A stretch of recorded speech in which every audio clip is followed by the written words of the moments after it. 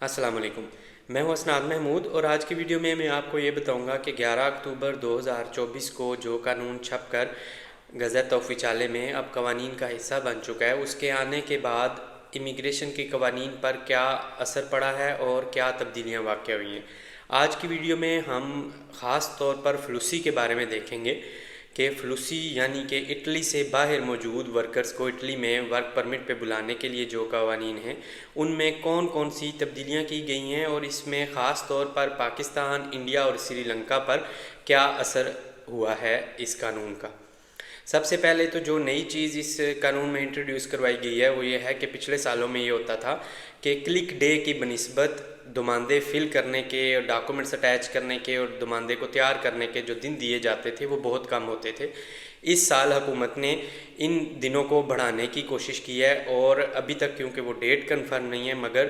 شاید 1 نومبر سے ہی وہ دماندے فل ہونا شروع ہو جائیں، مگر کلک ڈے جو ہے وہ انشاءاللہ فروری 2025 یا مارچ 2025 میں ہی ہوگا، لہٰذا اس دفعہ ہمارے پاس 3 سے 4 مہینے ہوں گے دماندے فل کرنے کے لیے اور ڈاکومنٹس کی تیاری کے لیے۔ دوسری چیز جو اس میں انٹروڈیوس کروائی گئی ہے وہ یہ ہے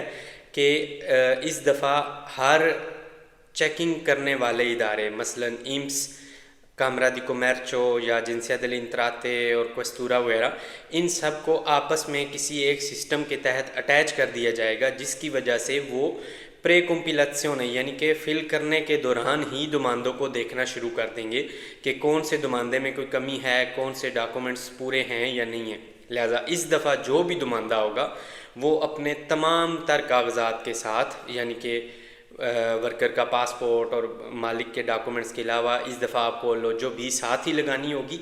کوئی رچبوتے پہ یا اس طرح کی چیزوں پہ دماندہ نہیں ہوگا، اور اس دفعہ آپ کو کمرچل استحقی اسیوریشن بھی ساتھ ہی لگانی ہوگی، کیونکہ صرف اور صرف وہ دماندے آگے جائیں گے جن کی ڈاکومنٹیشن کمپلیٹ ہوگی۔ یہ سب کس لیے کیا گیا ہے؟ یہ سب اس لیے کیا گیا ہے کہ پچھلے سالوں میں یہ ہوتا تھا کہ جن لوگوں کو امیگریشن کا کچھ پتہ نہیں ہوتا یا آٹو فل یعنی کہ خود سے گھر بیٹھے ہوئے لوگ فل کرتے تھے دماندے، تو ان میں اتنی غلطیاں ہوتی تھیں کہ کوٹے میں آنے کے باوجود وہ نولے استے واپس کر لیے جاتے تھے۔ لہٰذا اس دفعہ یہ یقینی بنانے کی کوشش کی گئی ہے کہ جن لوگوں کو نولا اوستا ملے یا جو کوٹے کے اندر آئیں ان کو واقعی ڈاکومنٹس پورا ہونے کے بعد ہی نولا اوستا جاری کیا جائے۔ دوسری چیز جو اس میں تیسری چیز جو اس میں ایڈ کی گئی ہے وہ یہ ہے کہ ایک کلک ڈے نہیں ہوگا، مختلف کیٹیگریز کے مختلف کلک ڈیز ہوں گے، جس کی وجہ سے جو ویب سائٹ ہے اس پہ رش اور جو اس کا ہر سال آپ کو پتہ ہی ہے جو مسئلے ہوتے ہیں، باہر پھینک دیا جاتا ہے یا لیٹ سینڈنگ ہوتی ہے، یہ ختم کرنے کی کوشش کی جائے گی۔ میری ذاتی رائے میں تو یہ بہت مشکل ہے کہ ختم ہو، مگر اس پہ بھی کام کیا جائے گا۔ اس کے بعد جو ہے ایک اور چیز جو کہ ورکرز کے حق میں بہت اچھی ہے وہ یہ ہے کہ جب کوئی ورکر ایمبیسی میں ویزا جمع کروا دے گا، اپنی ڈاکومنٹیشن سبمٹ کروا دے گا ویزا کے لیے، اس کے بعد ایمبیسی کو ایک دوبارہ ریکنفرمیشن دتورے دی لاورو یعنی کہ مالک نے بھیجنی ہے کہ ہاں جی میں ابھی بھی اس بندے کو کام پر رکھنے کے لیے تیار ہوں۔ یہ کس لیے کیا گیا ہے؟ یہ اس لیے کیا گیا ہے کہ بعض دفعہ یہ ہوتا تھا کہ لوگوں کے ویزے لگ جاتے تھے اور جب وہ اٹلی میں آتے تھے تو مالک بھاگ جاتا تھا یا ان کو کام پہ نہیں تھا رکھتا کیونکہ اس نے اگلے سال پھر اپلائی کرنا ہوتا تھا۔ تو اس چیز کو کم کرنے کے لیے یہ ایک ریکنفرمیشن کا اس میں آپشن رکھا گیا ہے جو کہ لازمی ہوگا ہر دتورے دی لاورو کے لیے۔ اس کے علاوہ جو چیز انٹروڈیوس کروائی گئی ہے وہ یہ ہے کہ اس سال سے ہر دتورے دی لاورو نے اپنا ایک دومیچیلیو فسکالے آن لائن دینا ہوگا، یعنی کہ ایک پیک پرووائڈ کرنی ہوگی، وہ بے شک اس کی اپنی ذاتی پیک ہو یا جس آفس کے ذریعے یا جس پروفیشنل بندے کے ذریعے وہ اپلائی کر رہے ہیں ان کی پیک ہو، اس پیک پر ساری کمیونیکیشن ہوگی اور اسی پیک پر پھر جب ورکر اٹلی میں انٹر ہوگا تو کنتراتو دی سوجورنو بھی سائن ہوگا، کیونکہ اس دفعہ سے یہ کوشش کی جائے گی کہ پریفیکٹوروں میں دوبارہ اپائنٹمنٹس دے کے بندوں کو نہ بلایا جائے، جس کی وجہ سے سوجورنو ملنے میں بہت دیر ہو جاتی ہے۔ اس کے علاوہ جو اس میں چیز ایک ایڈ کی گئی ہے وہ یہ ہے کہ اگر کوئی دتورے دی لاورو کوئی مالک کسی کے لیے نولا اوستا لیتا ہے اور وہ بندہ اٹلی میں آ جاتا ہے اور وہ اس کو کام پر نہیں رکھتا تو اس نے یہ ثابت کرنا ہوگا کہ کس وجہ سے اس نے اس کو کام پر نہیں رکھا۔ اگر کوئی ایسی وجہ ہوگی کہ جو صرف اور صرف مالک کی غلطی گنی جائے گی تو اس صورت میں اس مالک کو سسٹم میں بلیک لسٹ کر دیا جائے گا اگلے 3 سال کے لیے، اور وہ اگلے 3 سال کے لیے وہ مالک یا وہ فیکٹری یا وہ کمپنی کسی اور بندے کا نمائندہ نہیں کر سکے گی۔ یہ بھی بہت اچھی بات انٹروڈیوس کروائی گئی ہے ان لوگوں کے حق اور ان کے ڈاکومنٹس کی حفاظت کرنے کے لیے جو لوگ پاکستان سے ادھر آتے ہیں، کیونکہ اب مالک اگر ان کو کام پر نہیں رکھے گا تو وہ 3 سال تک کسی اور کے لیے کوئی اپلیکیشن فائل نہیں کر سکے گا۔ اس کے بعد جو ایک اور چیز انٹروڈیوس کروائی گئی ہے وہ یہ ہے کہ لیمیتے al numero delle domande presentabili da un datore di lavoro۔ اس کا کیا مطلب ہے؟ اس کا یہ مطلب ہے کہ سسٹم میں جب کوئی مالک اپنی آمدن انٹر کرے گا تو ایٹومیٹکلی وہ سسٹم اس کو ایک خاص حد تک دماندے کرنے دے گا۔ یعنی کہ اگر کسی بندے کی فرض کریں 1 لاکھ آمدن ہے،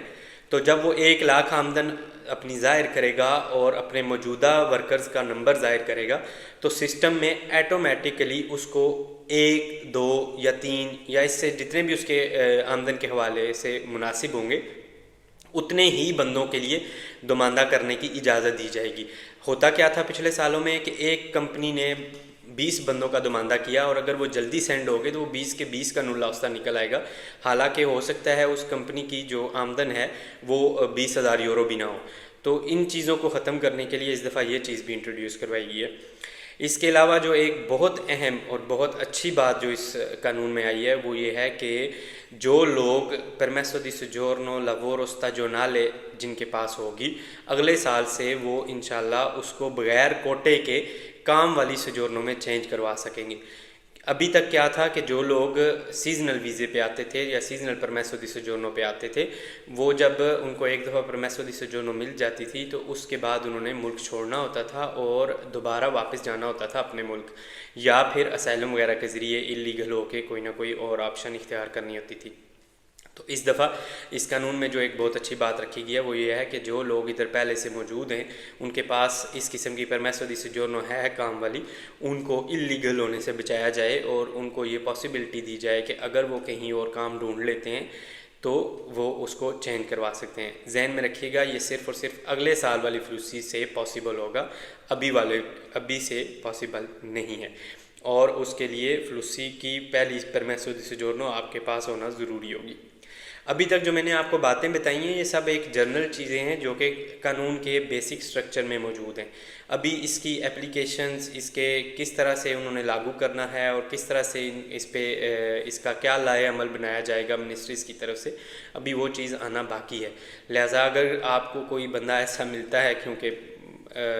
اکثر ایسا ہوتا ہے انٹرنیٹ پہ،